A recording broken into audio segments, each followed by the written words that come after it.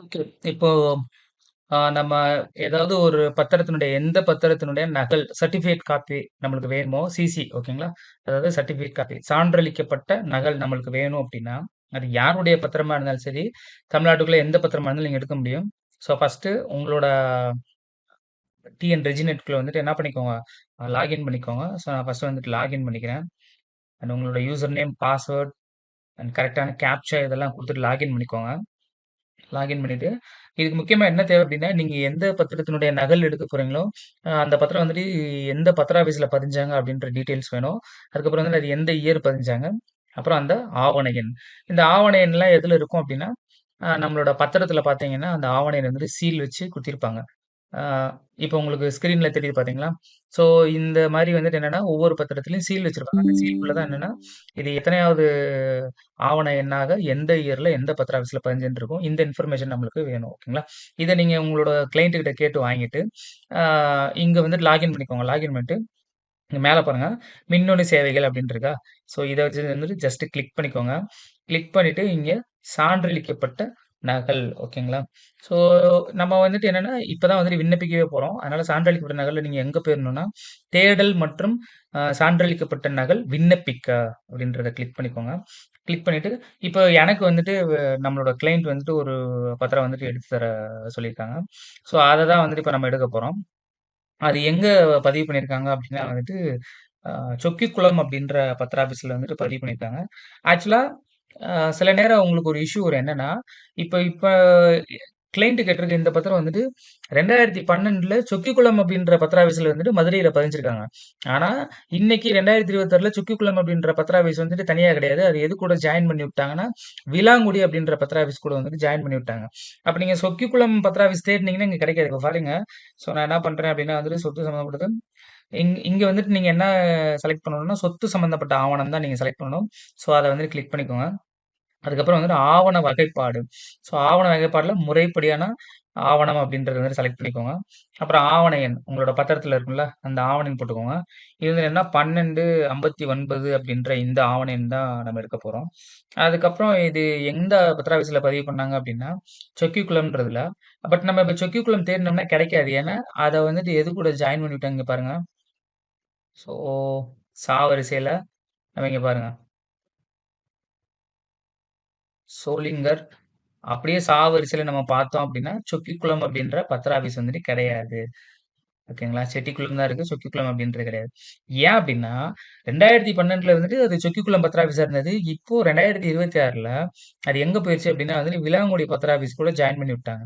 அப்போ உங்களுக்கு இந்த மாரி சினாரியோ உங்களுக்கு வருது அப்படின்னா, பதிவு பண்ண டைம்ல வந்துட்டு எந்த பத்திர ஆஃபீஸோ அது இல்ல அப்படின்னா, இப்போ கரண்ட்டா அது எந்த பத்திர ஆஃபீஸ் கூட லிங்க் பண்ணி விட்டுருக்காங்களோ அங்க நீங்க போயிரணும். ஸோ இப்போ உள்ள அ டேட்டா பிரகாரம் இது எங்க இருக்கு அப்படின்னா வந்துட்டு விளாங்குடி பத்திர ஆஃபீஸ்ல இருக்கு. அதனால நான் என்ன பண்ணிக்கிறேன் அப்படின்னா வந்துட்டு இங்க விளாங்குடி அப்படின்றத நான் செலக்ட் பண்ணிக்கிறேன். ஓகேங்களா? நான் செலக்ட் பண்ணிட்டு எந்த இயர் இத பதிவு பண்ணாங்க அப்படின்னா வந்து 2012 அந்த இத வந்து நான் கிளிக் பண்ணிக்கிறேன். அப்புறம் இங்க கேப்ஷா என்ன குடுத்துருக்கோ, அத நான் வந்துட்டு டைப் பண்ணிக்கிறேன். DMDWE அப்படின்றத நான் கிளிக் பண்ணிட்டு அண்ட் ஒரு நிமிஷம். கிளிக் பண்ணிட்டு என்ன பண்றேன், தேடுக அப்படின்னு நீங்க குடுத்தீங்கன்னா, இந்த மாரி ஒரு பத்திரம் அந்த பத்திர ஆஃபீஸ்ல பதிஞ்சிருக்கா இல்லையான்றத மொத டேட்டா காமிக்கும். அத பார்த்ததுக்கு அப்புறம் தான் நீங்க என்ன பண்ண போறீங்கன்னா, பேமெண்ட் ஆப்ஷன்லாம் வந்துட்டு பண்ண போறீங்க. ஓகேங்களா? ஸோ இங்க சர்ச் பண்ணிட்டு இருக்கு. இது என்ன பண்ணும் அப்படின்னா, நம்ம குடுத்த டேட்டா பிரகாரம் அப்படி ஒரு பத்திரம் இருக்கா? இல்லையா? அது அந்த இயர்ல பதிஞ்சிருக்கா? இல்லையா? அப்படின்றத வந்துட்டு காமிக்கும். அண்ட் இப்ப கீழ போனீங்கன்னா, இங்க பாருங்க. நான் குடுத்தது வந்துட்டு விலாங்குடி தான். பட் இங்க ஆவண எண் பாருங்களேன், சொக்கிக்குளம்னு வந்திருக்கு. அப்ப என்னன்னா, 2012ல புக் 1ல 1259 ஆவணமா சொக்கிக்குளம் பத்திர ஆஃபீஸ்ல பதிஞ்சது. இப்போ அது எங்க இருக்குன்னா, விளாங்குடியில இருக்கு. ஸோ இதுதானா அப்படின்னு கேட்குது. நம்மளுக்கு இந்த பத்திரம் தான் வேணும். அதனால என்ன பண்ணிக்கோங்க, அத செக் பண்ணிட்டு, இணையவழி விண்ணப்பிக்க அப்படின்றத வந்துட்டு குடுத்துறணும். ஸோ நான் இணையவழி விண்ணப்பிக்க அப்படின்றத கிளிக் பண்ணிர்றேன். அடுத்து என்னன்னா, யாரு விண்ணப்பிக்கிறீங்க அப்படின்னு கேட்கும். அவங்களோட பேரு குடுக்கணும்.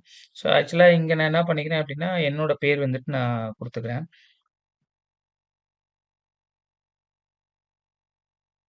குடுத்ததுக்கப்புறம் இங்க மொபைல் நம்பர் கேட்குது. அந்த மொபைல் நம்பர் வந்துட்டு குடுத்துக்கோங்க.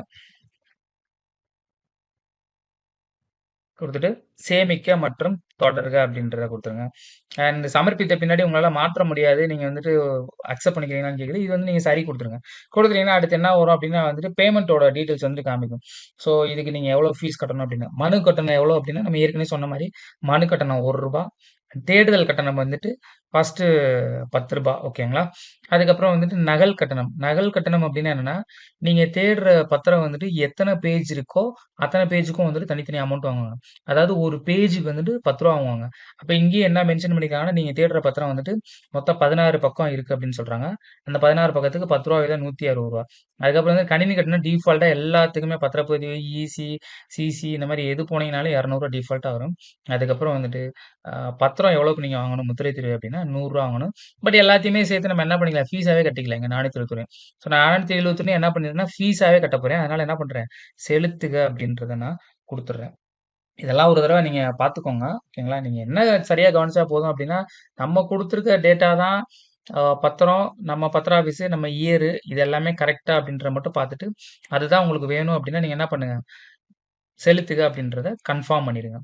ஸோ அடுத்து எங்க போகும்னா, பேமெண்ட் சம்மந்தமானது போகும். ஆக்சுவலா வந்துட்டு இந்த சைட்டு பயங்கர டவுன் ஆகும் சில நேரத்துல.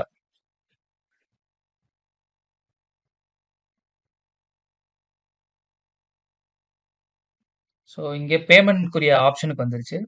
பேமெண்ட்க்குரிய ஆப்ஷன்ல இந்த இடத்துல அட்ரஸ் கேக்குது. சும்மா வந்துட்டு ஜஸ்ட் வந்து மதுரைன்னு டைப் பண்ணிக்கோங்க. இதெல்லாம் ஃபுல்லா டைப் பண்ணணும் அப்படின்ற அவசியம் கிடையாது. ஜஸ்ட் மதுரை அப்படின்றத டைப் பண்ணிக்கோங்க. பத்திராபீஸ் வந்து டிஃபால்ட்டா விலாங்குடி எடுத்துருக்கோம். ஏன்னா நம்ம விலாங்குடி பத்திரம் தான் கேட்குறோம். அங்கேயே நம்ம செலக்ட் பண்ணதுனால. அப்படியே கீழ வந்துட்டீங்கன்னா, அதே ஆப்ஷன் தான். ஓகே. ஸோ சமர்ப்பிக்க அப்படின்றத குடுத்துருங்க.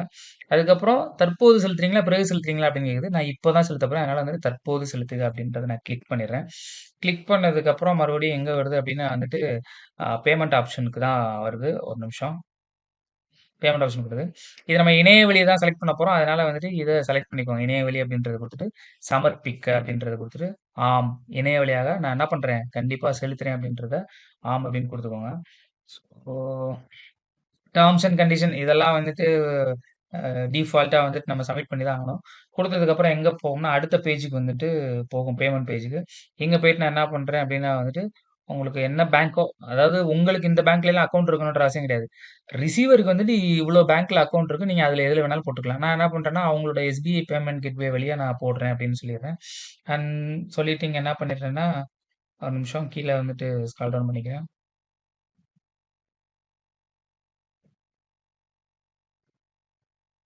இங்க கன்ஃபர்ம் அப்டின்றத குடுத்துர்றேன்.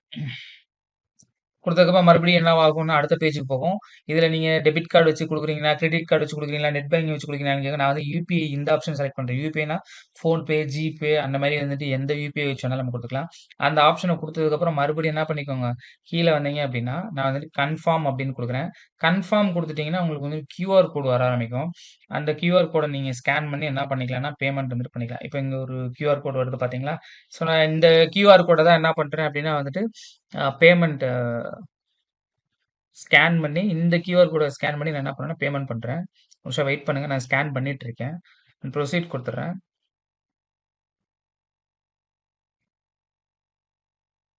அண்ட் பேமெண்ட் நான் என்ன பண்ணிட்டேன்? பண்ணிட்டேன். ஸோ பேமெண்ட் பண்ணிட்டு இருக்கும்பொழுது எப்பொழுதுமே இந்த பேஜ வந்துட்டு ரெஃப்ரெஷ் பண்ணாதீங்க. ஸோ பேமெண்ட் பண்ணிட்டு அமைதியா வந்துட்டு வெயிட் பண்ணுங்க. ஒரு 10 டூ 20 செகண்ட்ஸ் மேக்ஸிமம் எடுத்துக்கும். அதுக்குள்ள வந்துட்டு இது மாரி ஆட்டோமேட்டடா அதுவே வந்துட்டு ரீடைரக்ட் ஆகும். ரீடைரக்ட் ஆகும். அதுவரைக்கும் நீங்க வெயிட் பண்ணுங்க. நீங்களா பேக் போக வேணாம். நீங்களா வந்து ரெஃப்ரெஷ் பண்ணி இந்த மாரி ஆப்ஷன் கேட்கும். ஓகேன்னு குடுத்துருங்க. திரும்பவும் இங்க தான் வரும். இது ஆட்டோமேட்டடா வந்துட்டு நம்மளோட டிஎன் ரெஜினெட் பத்திரப்பதிவுத்துறையோட வெப்சைட்க்கு ஆட்டோமேட்டடா வந்துட்டு ரீடைரக்ட் ஆகும். அதுவரைக்கும் நீங்க வெயிட் பண்ணுங்க. நீங்களா வந்துட்டு எதுவும் ரெஃப்ரெஷ் அந்த மாரிலாம் வந்துட்டு பண்ண வேணாம். பேக்லாம் வந்துட்டு போக வேணாம். ஓகேங்களா? ஸோ இப்ப இங்க வந்துருச்சு. இத வந்து நம்ம டவுன்லோட் பண்ணிக்கலாம். இது என்னன்னா சலான் வந்துட்டு டவுன்லோட் பண்ணிக்கலாம்ன்னு கேக்குது. ஸோ சலான வந்துட்டு நீங்க டவுன்லோட் பண்ணிட்டு, ஓகே அப்படின்னு நீங்க குடுத்துருங்க.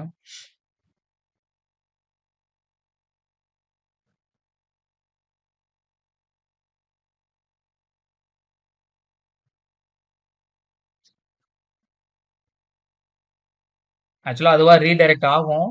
டிஎன் ரெஜினெட் வெப்சைட்க்கு இன்னும் ரீடைரக்ட் ஆகல.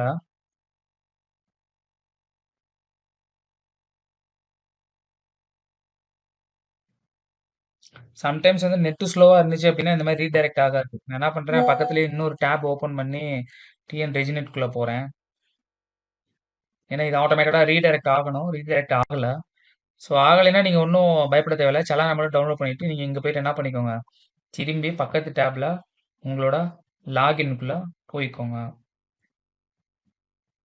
ஸோ நான் என்னோட லாகின்குள்ள கரெக்டான யூசர் நேம் அண்ட் பாஸ்வேர்ட் கொடுத்துட்டு கேப்சா என்ன வருதோ அந்த கேப்சாவையும் கொடுத்துட்டு நான் உள்ள போய்க்கிறேன்.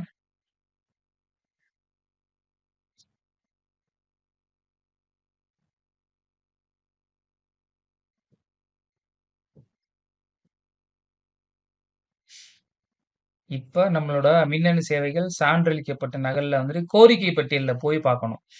பேமெண்ட் பண்ணதுக்கு அப்புறம் நீங்க எங்க வந்துரும்னா, கோரிக்கை பட்டியல்ல போய் பார்த்தீங்கன்னா, நீங்க இதுக்கு முன்னாடி சிசி குடுத்தது எல்லாமே வந்துட்டு இங்க வந்திருக்கும். ஸோ இங்க பாருங்க. சொக்கிக்குளம் இதுக்கு தான் வந்து நம்ம இப்ப பேமெண்ட் பண்ணிட்டோம். பேமெண்ட் பண்ணிட்டோம். ஆனாலும் இங்க என்ன வருது அப்டின்னா வந்துட்டு, தொகை செலுத்தும் நிலைப்பாடு வந்து நிலுவையில் உள்ளதுன்னு வருது. நீங்க உடனே பயப்பட வேணாம். அது சம்டைம்ஸ் வந்து நெட்வொர்க் இஷ்யூனால அப்படி ஆகும். இப்படி வந்துச்சு அப்படின்னா, நீங்க இங்க பக்கத்துல ஒரு ஆப்ஷன் இருக்கு பார்த்தீங்களா? ரீவெரிஃபை தி டிரான்சாக்ஷன். அத நீங்க கிளிக் பண்ணீங்க அப்படின்னா, திரும்பி வந்துட்டு டிரான்சாக்ஷன் வெரிஃபை பண்ணணும். ஓகேங்களா? அது வெரிஃபை ஆகுற வரைக்கும் வெயிட் பண்ணுங்க. இது வந்து நெட்வொர்க் இஷ்யூனால இல்லன்னா வந்துட்டு சர்வர் இஷ்யூனால இந்த மாரி ஆகும். நீங்க ஒண்ணும் பயப்பட தேவையில்ல. இப்ப தான் பேமெண்ட் வந்து சக்சஸ்ஃபுல்லா ஆயிருக்கு. இங்க வந்து ஆட்டோமேட்டா ரீடைரக்ட் ஆகலைல்ல, அது சர்வர் இஷ்யூவா இருக்கும். அப்படி ஆச்சுன்னா, நீங்க இப்ப மின்னணு சேவைகள்ல போயிட்டு சான்றளிக்கப்பட்ட ஒரு கோரிக்கை பட்டியல்ல போயிட்டு ரீவெரிஃபை குடுத்தீங்கன்னா இப்படி வரும். இப்ப நீங்க இத என்ன பண்ணிக்கோங்க, டவுன்லோட் பண்ணிக்கோங்க. இது எதுக்குன்னா, பேமெண்ட் பண்ணதுக்கான இது. ஓகேயா? இப்ப பேமெண்ட் பண்ணதுக்கான ரிசிப்ட் வந்து இங்க டவுன்லோட் ஆயிருச்சு. ஓகே. இப்போ ரீசென்ட் டைம்ல உள்ள பத்திரம்னா, இம்மீடியட்டா உங்களுக்கு டவுன்லோட் ஆயிரும். அத எப்படி பார்க்கணும்னா, மறுபடியும் அதே மாரி சான்றளிக்கப்பட்ட நகல், அது உள்ள போயிட்டு, கோரிக்கை பட்டியல் அது உள்ள போயிட்டீங்க அப்படின்னா, இங்க என்ன இருக்கும் அப்படின்னா, உங்களுக்கு உங்களோட வரிசையா லிஸ்ட் எல்லாமே இருக்கும். இப்ப நான் இத கிளிக் பண்ணிட்டு இங்க என்ன இருக்குன்னா, பிரிண்ட் சிசி அப்படின்னு இருக்குல்ல.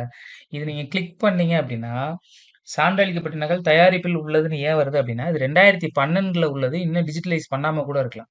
ஸோ 2015க்கு அப்புறம் உள்ள பத்திரம்லாம் வந்துட்டு ஆல்மோஸ்ட் வந்துட்டு நெறைய பத்திர ஆஃபீஸ்ல வந்து டிஜிட்டலைஸ் பண்ணிட்டாங்க. உடனே உங்களுக்கு என்ன பண்ணிற முடியும்? பிரிண்ட்ன்னு நீங்க குடுத்தீங்கன்னா, பிரிண்ட் ஆப்ஷன் வந்துட்டு உங்களுக்கு வர ஆரம்பிக்கும். ஓகே. நம்ம கொஞ்சம் வெயிட் பண்ணி பார்ப்போம். ஏன்னா ஆ இன்னைக்கு அல்லது நாளைக்கு வந்துட்டு கிடைச்சிரும். ஏன்னா 2012 டாக்குமெண்ட்னால டிஜிட்டலைஸ் பண்ணாம இருந்திருக்கும். வேற பத்திர ஆஃபீஸ்ல உள்ள டாக்குமெண்ட்ல, இது இன்னொரு பத்திர ஆஃபீஸ் கூட வந்துட்டு ஜாயின் பண்ணி விட்டுருக்கிறதுனாலயும் இந்த மாரி வரும். பட் உடனே வந்துரும். அப்ப நீங்க வந்துருச்சு அப்டின்னா, இந்த மாரி பதிவு இருக்குன்னு இருக்கும். அத டவுன்லோட் பண்ணி நீங்க என்ன பண்ணிக்கோங்க, பிரிண்ட் எடுத்துக்கோங்க. ஓகே. ஒரு ஒரு 5 மினிட்ஸ் நம்ம என்ன பண்றோம்னா, திரும்பி லாகின் பண்றோம். லாகின் பண்ணிட்டு இங்க போயி, நம்மளோட பத்திரம் சர்டிஃபிகேட் காப்பி வந்து அப்ளை பண்ணிருந்தோம்ல, அது வந்து நம்மளுக்கு வந்துருச்சா இல்லையான்னு பார்த்து அத வந்து டவுன்லோட் பண்ண போறோம். ஓகேங்களா? ஸோ அதுக்கு வந்து நீங்க என்ன பண்ணணும்னா, இந்த பர்ட்டிகுலர் டிஎன் ரெஜினெட்குள்ள நீங்க ஃபர்ஸ்ட் லாகின் பண்ணிக்கோங்க. பண்ணிட்டு, இங்க மின்னணு சேவைகள் அப்படின்னு இருக்கும். அந்த மின்னணு சேவைகள்ல போயிட்டு, சான்றளிக்கப்பட்ட நகல். ஃபர்ஸ்ட் நம்ம அப்ளை பண்ணும்போது எங்க போனோம் அப்படின்னா வந்துட்டு, இதே இதுல மின்னணு சேவைகளுக்குள்ள சான்றளிக்கப்பட்ட நகல்ல தேடல் மற்றும் சான்றளிக்கப்பட்ட நகல் விண்ணப்பிக்க அப்படின்னு சொல்லும். ஒரு பத்திரம் நம்மளுக்கு வேணும் அப்படின்னா அந்த பத்திரத்தை அப்ளை பண்றதுக்கு நம்ம இந்த ஆப்ஷன் வரணும். நம்ம ஆல்ரெடி அப்ளை பண்ணிட்டா பேமெண்ட்லாம் பண்ணிட்டோம். அப்ப அந்த பத்திரத்தை நம்ம பார்க்கணும், அந்த பத்திரத்தை டவுன்லோட் பண்ணணும் அப்படின்னா அப்ப எங்க போகணும்னா சேம் அதே தான் மின்னணு சேவைகள் சான்றளிக்கப்பட்ட நகல். பட் எங்க போகணும்னா கோரிக்கை பட்டியல் வந்துட்டு போகணும். நான் இப்ப என்ன பண்றேன்னா கோரிக்கை பட்டியல் அப்படின்றத நான் கிளிக் பண்ணிடுறேன். அண்ட் கிளிக் பண்ணிட்டோம் அப்படின்னா லோட் ஆயிட்டு இருக்கு. 1 செகண்ட் லோட் ஆகட்டும். கீழே அப்படியே டவுன் பண்ணீங்க அப்படின்னா நீங்க இது வரைக்கும் விண்ணப்பிச்ச எல்லா பத்திரத்தினுடைய நகலும் இங்கதான் வந்துட்டு வர ஆரம்பிக்கும். ஆல்ரெடி இங்க பாருங்க பதிவு இருக்குன்னு. ஸோ இதுதான் நம்ம அப்ளை பண்ணது. சொக்கிக்குளம் பத்திர ஆபீஸ் 1259 இதுதான் வந்துட்டு நம்ம ஆவண எண்ணு. இதை தான் அப்ளை பண்ணோம். அண்ட் இது வந்துட்டு என்ன பதிவு இருக்கு அப்படின்னு வந்துருச்சு. இன்கேஸ் உங்களுக்கு ஒரு 5 மினிட்ஸ் கழிச்சும் 10 மினிட்ஸ் கழிச்சும் வரல அப்படின்னா ஒன்றும் கிடையாது. இதை நீங்க ஜஸ்ட் இந்த எந்த பத்திரமோ அந்த பத்திரத்தை வந்து செக் பண்ணிக்கோங்க. செக் பண்ணிட்டு கீழே வந்தீங்க அப்படின்னா வந்து பிரிண்ட் சிசி அப்படின்னு கொடுத்தீங்கன்னா இந்த மாதிரி வரும். பதிவிற்கு என்னது பதிவிறக்க இணைப்பை பயன்படுத்தி சான்றளிக்கப்பட்ட நகலை பெற்றுக்கொள்ளவும் அப்படின்னு சொல்லுது. அப்ப இப்ப போய் நீங்க பாத்தீங்க அப்படின்னா கண்டிப்பா என்ன இருக்கும்னா இந்த மாதிரி பதிவிறக்கு அப்படின்னு இருக்கும். ஸோ நம்ம இப்ப பதிவிறக்கு அப்படின்றத கிளிக் பண்ணோம் அப்படின்னா இங்க எனக்கு என்ன வருதுன்னா அந்த பத்திரம் வந்து டவுன்லோட் ஆக ஆரம்பிச்சிருச்சு. ஸோ இதை நான் கிளிக் பண்ணி பாக்குறேன் அப்படின்னு வச்சுக்கோங்களேன். ஸோ இதுதான் என்னதுன்னா நம்ம சொன்ன அந்த பத்திரம். ஓகேங்களா?